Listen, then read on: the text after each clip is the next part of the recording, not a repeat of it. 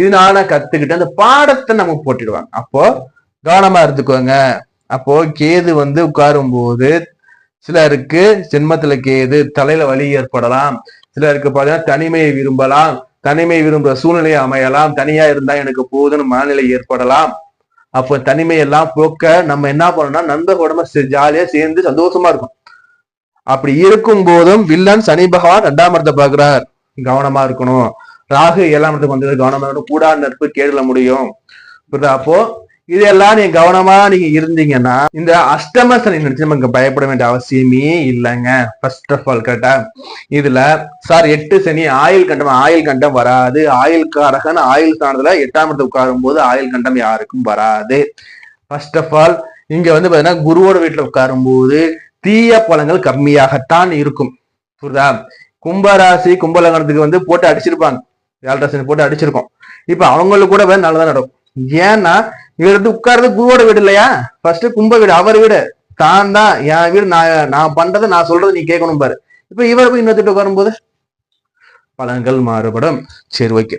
இதுல வந்து பாத்தீங்கன்னா இங்க இந்த கேதுக்கு என்ன சார் பரிகாரம் நான் பண்றதுன்னா கேதுக்கு வந்து விநாயகர் தவிர சிறந்த வழிபாடு கிடையாது. சங்கட சதுர்த்தி விரதம் இருங்க. உங்களுக்கு கை மேல பலன் கிடைக்கும். சங்கட சதுர்த்தி விரதம் இருக்கும் போது என்ன பண்ண ராகுவை சேர்த்து கேட்டுக்கோ. ஞாயிறு எனக்கு எந்த பிரச்சனையும் இருக்கக்கூடாது. சர்ப்பசாந்தி பூஜை பண்ணிக்குவாங்க. இது வந்து பாத்தீங்கன்னா கேதுக்கு. புரியுதா? அஷ்டம சனி என்னென்ன சொல்றேன். இப்போ வந்து பாத்தீங்கன்னா மாணவரா இருக்கேன் சார், நான் படிச்சுட்டு இருக்கேன் சார், என்ன சார் பண்ணா மாணவருக்கு கல்வியை தவிர வேற எதுவும் முக்கியம் கிடையாது. இந்த காலகட்டத்துல கல்வியில நம்ம வந்து பாத்தீங்கன்னா கவனமா இருக்கும். புரியுதா? நம்ம இது வந்து கொஸ்டின் வரணும் படிச்சிருப்போம் வராம போது வாய்ப்பு நிறைய இருக்கு. புரியுதா? எப்பவும் ரெடியா இருந்துக்கோங்க. படிப்புல கவனமா இருங்க. சிலருக்கு மறந்து போற வாய்ப்பு இருக்கு. படிக்கின்ற நேரத்துல பார்த்தா உடல் உபாதை ஏற்பட வாய்ப்பு இருக்கு. படிக்கின்ற நேரத்துல பார்த்தா தொண்டை கட்டிக்கிறது, சளி வைக்கிறது, வாயில புண்ணாகிறது, இது மாதிரி அமைப்புல ஏற்பட நிறைய வாய்ப்பு இருக்கு. அதனால உடல்ல கவனமா இருந்துக்கும். உங்களுக்கு படிப்பை தவிர வேற எதுவுமே கிடையாது.